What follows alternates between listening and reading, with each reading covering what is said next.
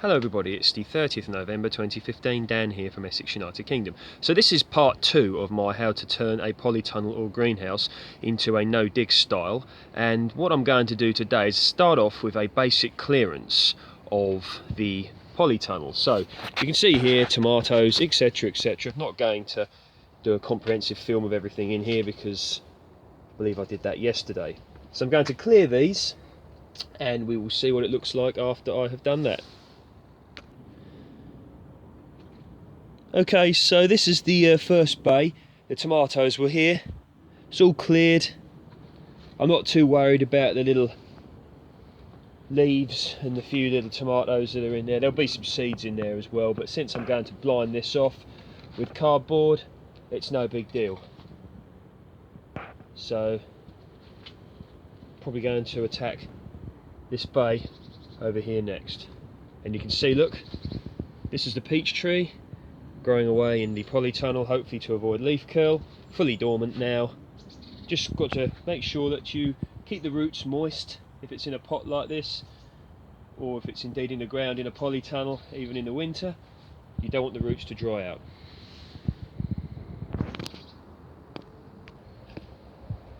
Okay, so there we go, that's the first bag of old tomatoes to go in here. This is the compost heap. I've got this on selfie, so I'm very sorry if the camera work is not as good as it could be. So this is one of the compost bins. Oh, look at that, look. I don't know if you can see that. Hopefully I'm in the right place. There's like a little nice bug there. Is he still alive?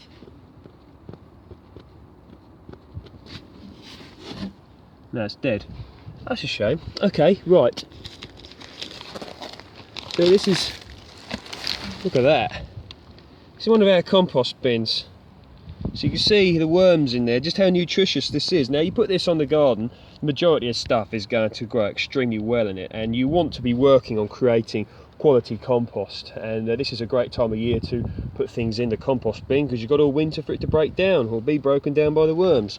So let's put it in and see how we go.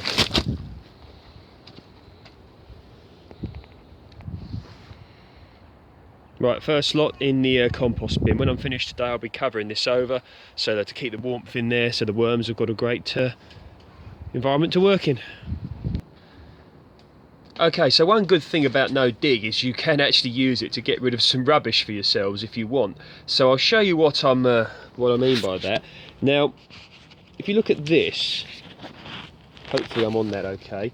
I had some kalalu growing in this pot, and you can see a load of grass has grown up amongst it, basically because I didn't weed it, you know, time, etc, etc. So that is all going to be thrown onto this bed. And here you can see what we have is, this was a cucumber melon, you may remember. There's still a few here, but they're a bit soft now, so they're going to be thrown on the pile as well. And just some weeds, small weeds in this pot. And you may remember these root trains that I used to propagate things. Well, whatever was in these has long since passed, so I'm going to put them on there as well as this little bit of compost medium in this little bucket here. So that's going to all go on here. You don't want anything too much in there. I mean, you certainly wouldn't want to put anything too thick and strong in there. And of course, grass, if it senses the sun, it will start to grow, but since I'm going to blind it off with cardboard, no sun will be getting to it, so it will just die under the ground and then it will become part of the growing medium. So that's what I'm going to do there. Now this is very interesting. I mean, I didn't set these cucumber melons, a relative did, but it appears that they come from this sort of tuber. I don't know anything about this. Can you eat these? Anyone out there know the answer? Or are they poisonous or what?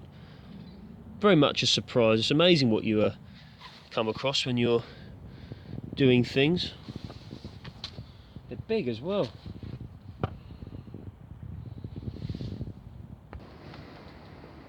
So yeah, more or less finished what I'm going to do today.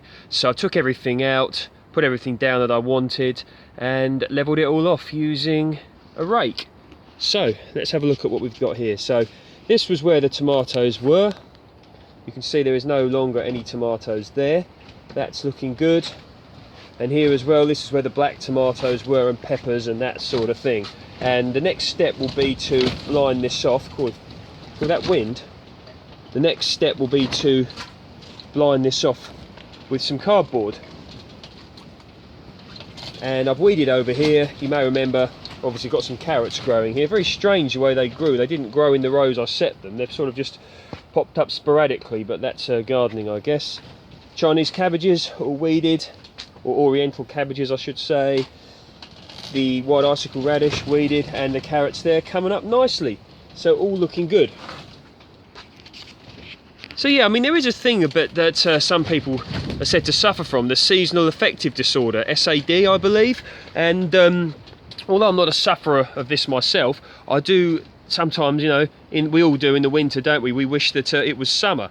So there was a good phrase that I heard, and it was something like, don't be the man who laments in winter when spring is just around the corner. So maybe that's helpful to some people out there. And also it's a great time to get doing things, because this polytunnel is more or less ready now for next year, and because of the lower temperatures it's not going to grow away too much. Of course it will grow better in here than outside because of the polytunnel keeping it warmer, but you know, we are looking good. And you may remember I wanted to show you this. This is the Japanese banana plant that got savaged by the cold. Now I did that deliberately just so I could show you what it looks like. I mean, in an ideal world I would have covered it up, but I didn't do that because I wanted to show you guys what one looks like, and the fact that they are indeed frost resistant. So you can see that I've cut the tops off of it to make it look a little bit sort of more little tidier, and I've composted, or will be composting, the leaves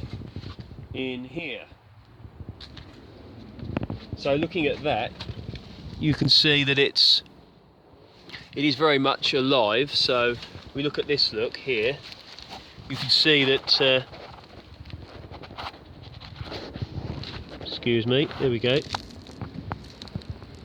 that is indeed alive. Now the suckers are still there and it's coming up, and probably going to cover this up now to give it a head start for the summer, because as you know I do wish to try to produce some bananas here in the UK. So I hope that's been helpful, and if there's any questions anybody's got, please post below. I'm not so busy as I was now, so I'm up for answering more questions. You all take care, and hope you're enjoying the autumn, stroke winter, whatever you want to call it. Take care.